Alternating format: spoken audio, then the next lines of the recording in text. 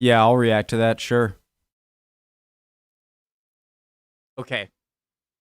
I want to learn more about British government in general, guys, and you guys are going to help me with that right now.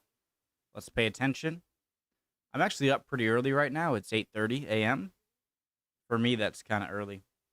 I'm ready to learn. Let's go.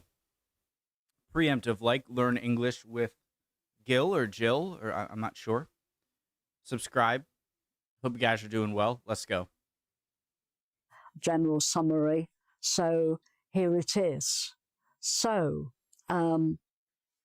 first of all, to begin with the main big organisation that runs the country, who make all the political decisions, the National Parliament and the government. Okay, so there are 650 MPs, For each all representing constituency. different, what are called constituencies. Difficult word to say. Constituency. Constituency. Guys, I know that her channel, along with many others, I get comments of like, wow, an American learning English, great. I get it. It's for non, and so I shouldn't be that proud but I still kind of am. So, constituency. Sorry. Okay. So the whole country is divided up into these parliamentary constituencies. It's easy for me to like think of those as districts. And the people who live there register to vote, so everyone has a vote. So depending on which constituency you live in, you get an opportunity to vote for one of the candidates in each election. Okay, so a candidate is when the elections are held and there may be 5 or 6 or 7 or more candidates all wanting you to vote for them, and they all represent different political parties, like these which I've written here in different colours, because those are the colours associated with those parties. So you get to vote usually every 5 years. You can vote for the person you want to have as your local MP, Member of Parliament. Okay. So there are 650 altogether MPs, Members of Parliament, representing 650 constituencies, which is a lot of people, millions of people.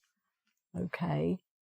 So out of all of those MPs, they are all representing different parties. They're not all from the same party. So usually these are the main parties, the ones who actually have MPs in Parliament. I hate that we have only 2 main parties. In my opinion, the more political parties, the better. Maybe there's a certain amount where it gets too confusing, but I hate having 2. It sucks. It makes you feel like you're just going and being like at least here I can be like, yeah, I like the Green Party, I like the Labor Socialist Party, I'll vote for them, instead of just like, here it's just like, who do I hate the least? I'll vote for them. You know, that's what you're forced to do over here. This party, in my opinion, they only have 1 MP, so it's quite small. They're a fairly recent political party compared with the other ones. They only have 1 MP. United Kingdom Independence Party, am I correct? The Green Party, I think, maybe only have 1 MP. That was a guess. This depends. I mean, we're in 2017 at the moment, so things can change in politics. So it may be different by the time you're watching this lesson. So anyway, the main parties are the ones in the middle here, really. The Liberal Democrats don't have quite so many MPs at the moment, but I've put them here because they're a fairly sort of central party in political terms, what I've done, you've probably heard of the terms left wing Okay, and so she organized these with a more, left leaning to center to right. right wing. Excuse me. So I've put them in the position where they belong in terms of how their policies, their opinions relate to left-wing and right-wing views. Guys, my hair is getting too long and it's just like getting in my face, so I'm pushing it back. So the UKIP are quite right-wing. Labour or Socialist and Green are quite left-wing. And then you have people who are in the middle. Liberal Democrats are fairly middle. Conservatives are a little bit more right-wing. And these things do change from time to time. You could have a Labour government a few years ago, which was actually quite right-wing in the things that it did. But at the moment, the Labour leader is quite a left-wing person.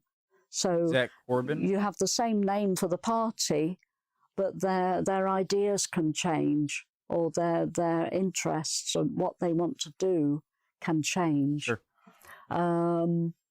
So the 650 MPs could come from any of those, as well as national parties, because the countries involved, it's not just England, it's Wales as well, Scotland and Northern Ireland. Okay, so there are national parties from Wales, Scotland and Northern Ireland. Are there any national parties from England?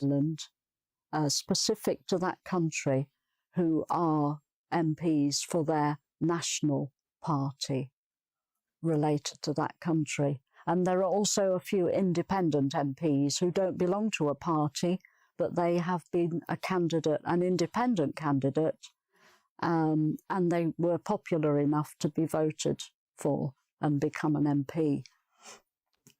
So I believe that I'm sure that she's going to get to this, but that whatever, now I'm being less confident, whatever party has the most constituencies voting for that party is able to pick the prime minister, right? There are other parties as well as the ones I've written here, the national parties mostly. So these four countries, England, Wales, Scotland, Northern Ireland, not the rest of Ireland, not the Republic of Ireland, because they are separate. They're a republic. They're not part of the UK.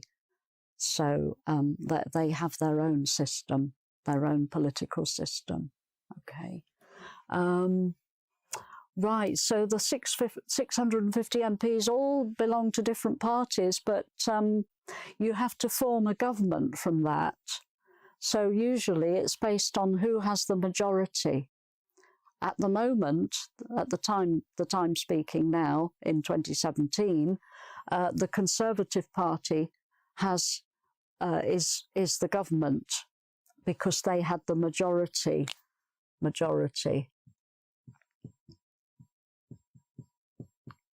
of seats. These are called seats because they sit down in their seat, so it's called a seat. But it means their position as an MP. They're called seats. So the Conservatives had a majority of seats. So who are Humphrey and Bernard? Hacker? He's that. Yeah.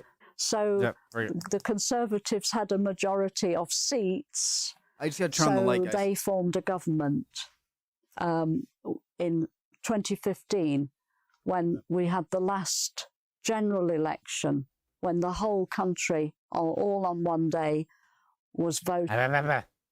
In 2015, when we had the last general election, when the whole country, all on one day was voting for their MP. Guys, 2015. just let me go back. We haven't.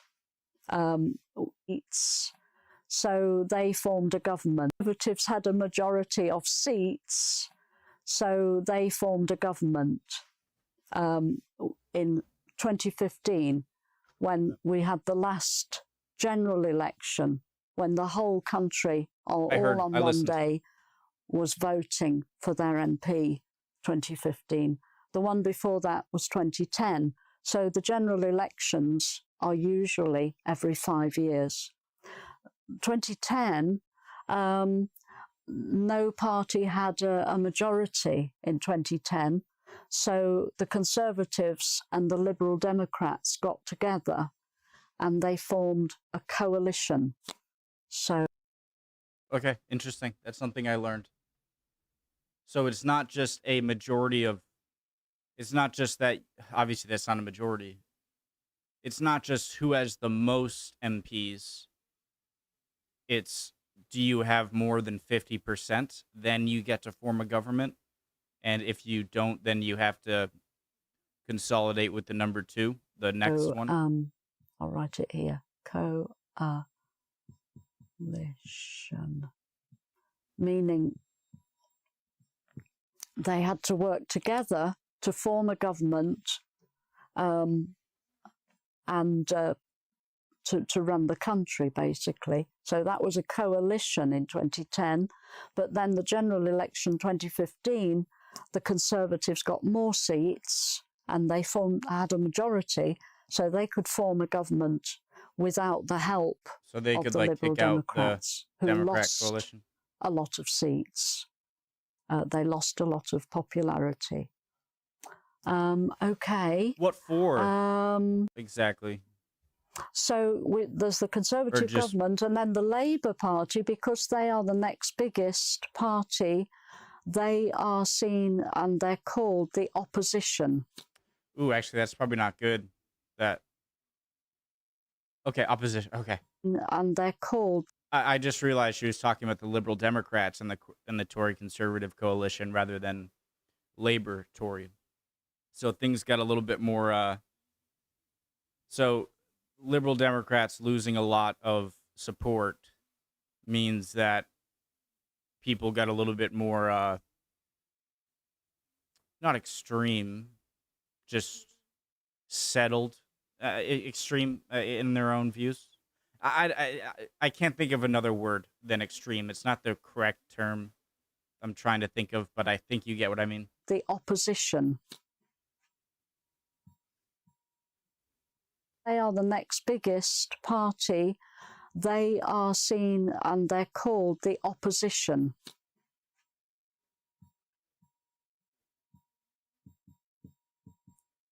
They are called the opposition party because in a democracy, you have your government who are doing things, but you need the balance of a party to criticise them and to question everything, and sometimes to try to stop them from doing things. So you might wonder, does anything ever get done when you've got people trying to do something and other people trying to stop them? That's the same with over here as well. So that's the democratic system. Question, guys. So, is it mandatory that there are more than 2 parties or one party? If theoretically, this wouldn't happen, but if theoretically everyone became a conservative Tory, would that be okay under the British political structure? Or is there a requirement to be 2 or 3 or more parties at once? Just a theoretical question. I know people are never going to agree that much. So that's the democratic system. It's a bit sort of aggressive, really, but it means everybody's opinion is heard that way. Okay, so you can imagine the Green Party is very interested in the environment. That's why they're called Green. So Labour traditionally are more interested really in what they call working people, except lots and lots of people are working people, but they have a kind of a class view of that, which is perhaps a bit out of date nowadays. That we're not divided into 3 classes anymore, so it's rather Never mind. difficult to, and they're in a lot of confusion at the moment because of their new leader. Not everybody is happy with him. Some people love him, some people hate him. Is she talking about Corbyn?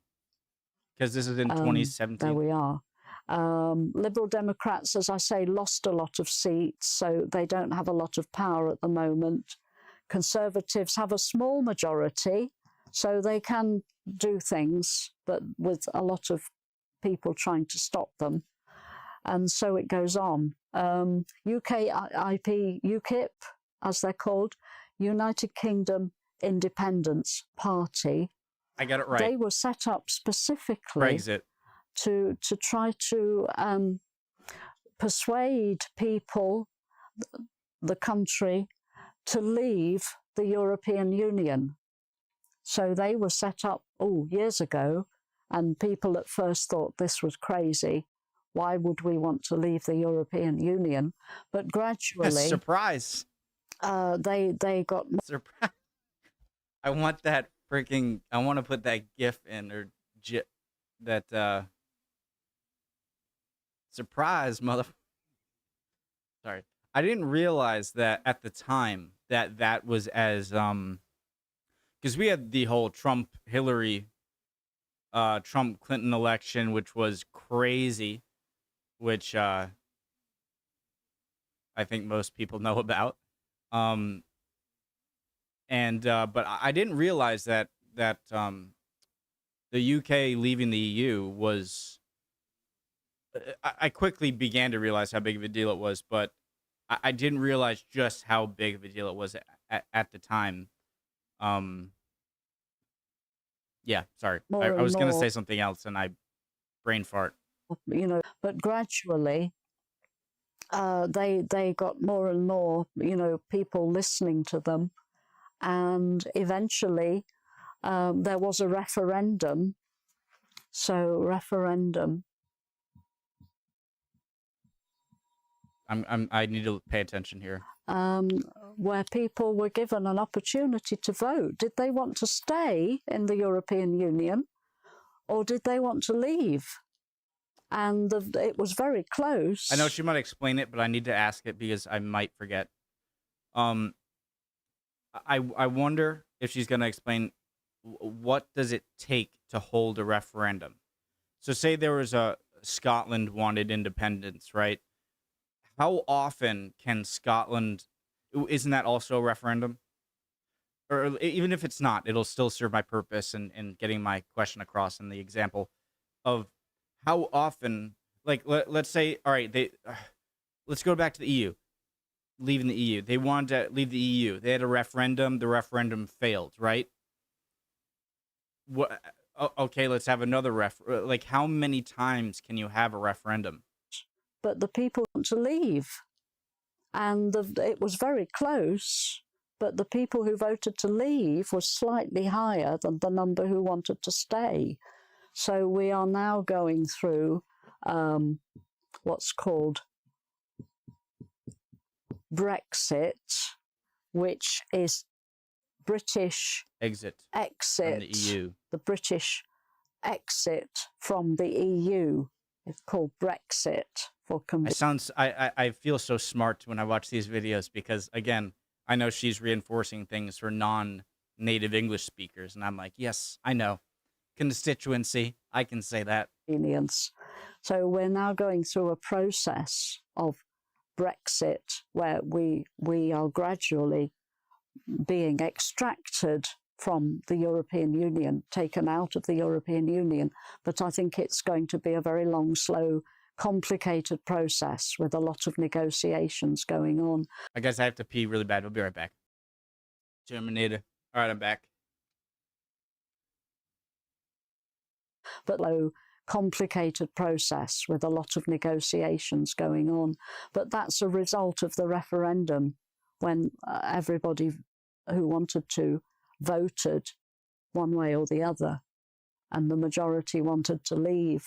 So that's what's being done now at the moment.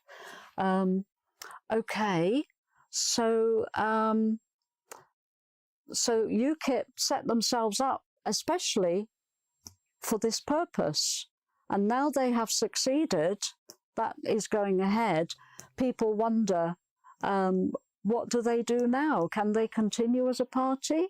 It's not. Guys, so what has happened with UKIP since 2017, since this video? I if you could answer her question. Very. What do they do now? Can they continue as a party? It's not very clear, because their main leader has stopped being leader, and they've had 2 new leaders so far who have not been all that successful. So people wonder now whether the... Guys, I need to respond to this in the Discord.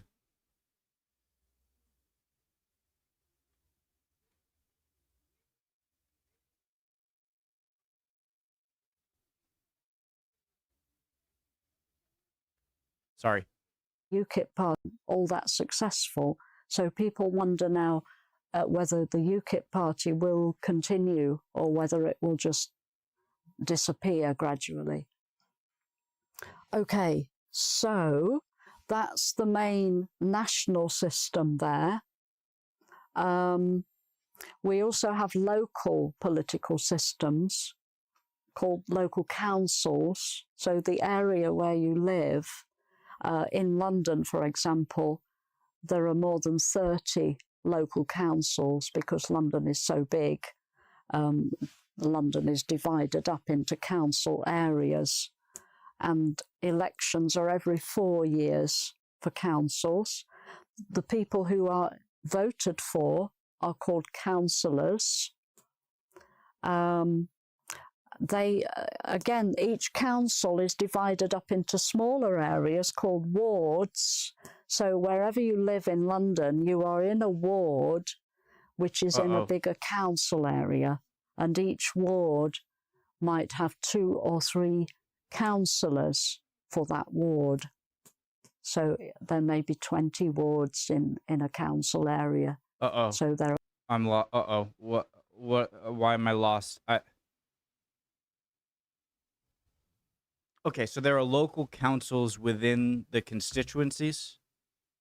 Quite a lot of wards in, and then there in are a wards council within the area. So there are quite a lot of wards. They're just smaller areas to help administration, to make it easier to deal with. And then with the council, there is often a mayor as well. The mayor, who is either just chosen by the councillors, or some local councils, people can elect the mayor as well. They have a voting paper, where they can choose their mayor. And London itself has a much bigger, the London Assembly. Guys, is it fair to say that, I mean, in the strict definition of the word democratic, that so I'm not making a political statement of but in the legitimate definition of democratic, rather than more of a republic, is the United States a more democratic government in that? I say that, I ask that in that we seem to vote more on more things, rather than in the UK, it seems like you vote more on representatives who then do a lot more of the voting, where we also vote on representatives, but there's a lot more stuff that we individually vote on, rather than just like mayors, for instance, or the prime minister or president. Like imagine the president being chosen by whatever party is in power in the US. So does that make sense? Does that mean the UK is more of a republic than the US, even though they're both I know the UK is technically a monarchical, but I mean, when's the last time that a monarch has really used their power to stop or put into place something, which is so. Does that make sense? More of a democratic government in the strict meaning of the term over here. Yeah, maybe. And we have a mayor for London, an overall mayor of London for the whole London area, as well as City of having London. mayors in different smaller councils. So there are lots of political systems, all one on top of another. Okay. So finally, just for fun, Official I thought monster I'd tell you raving. about a party, a political party, who have never had an MP, but they have had a few councillors and mayors. They're called the Official Monster Raving Loony Party. A raving loony Lunatic? is a crazy person. So they were called that because they wanted to appear crazy, like very eccentric.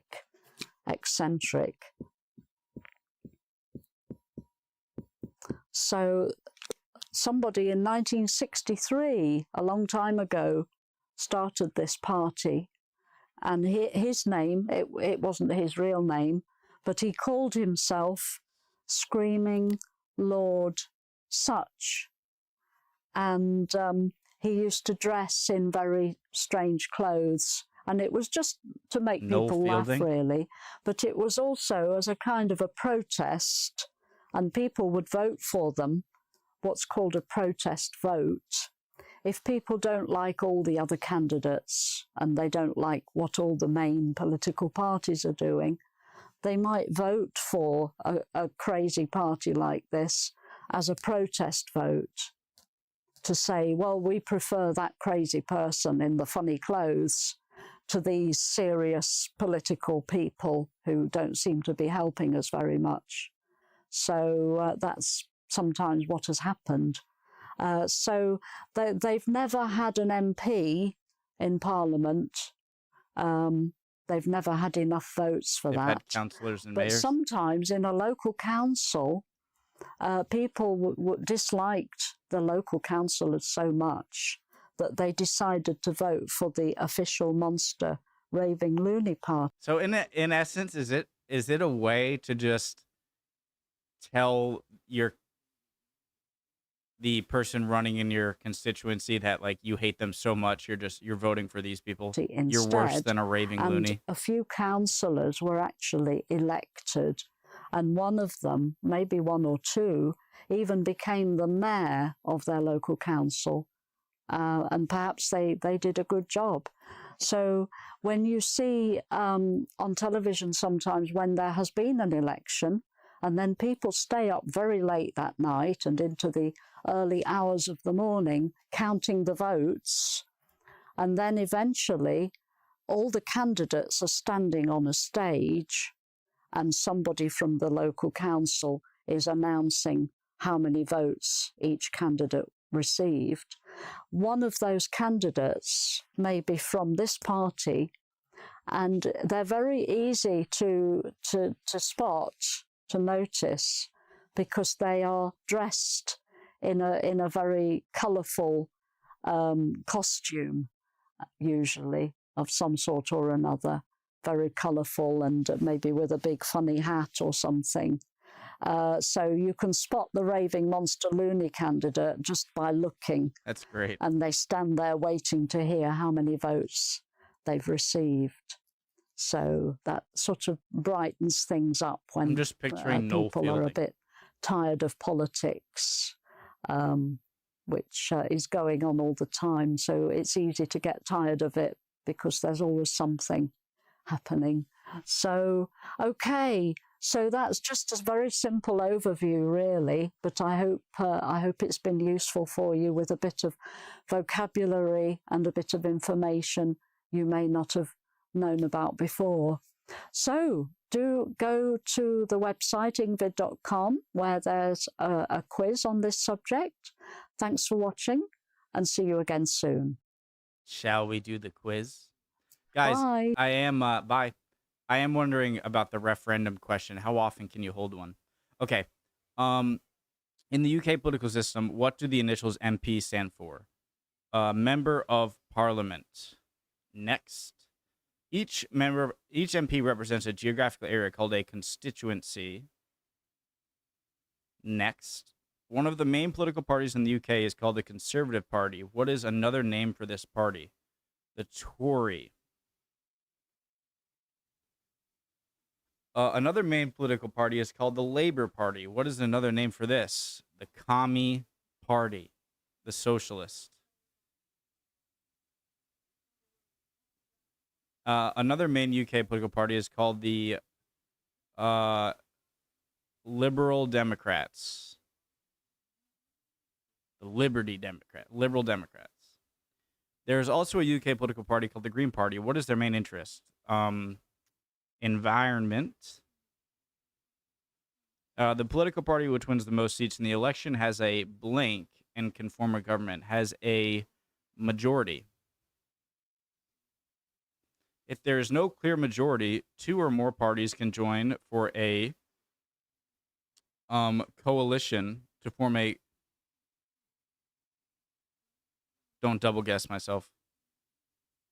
Oh, no, it's coalition, right? Coalition government.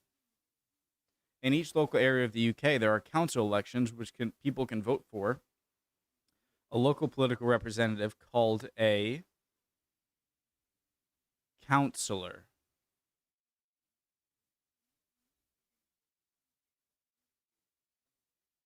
Most local councils have a political leader called a mayor.